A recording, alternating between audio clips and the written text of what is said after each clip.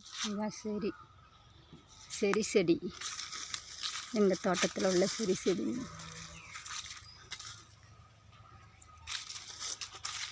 செரி பழம் நிறையா காய்க்கும். இப்போதைக்கு செரி பழமே இல்லை.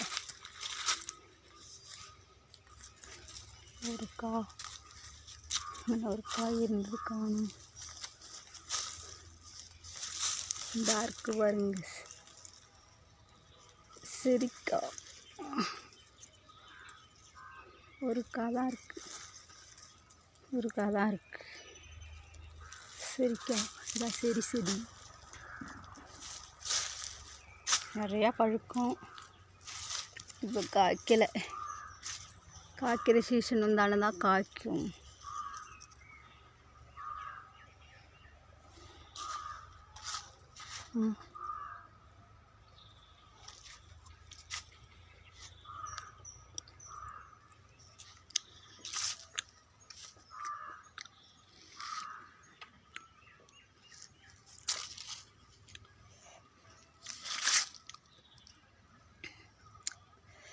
செரி செடி இப்படி தான் இருக்கும்.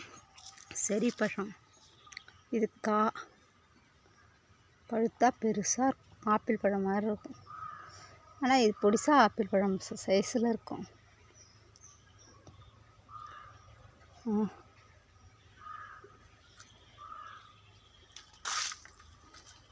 ஒரு 2-3 தான் இருக்குது. பிஞ்சாக இருக்குது. அதான் செரி செடி. செரிஸ் பழம் இது உடம்புக்கு நல்லது.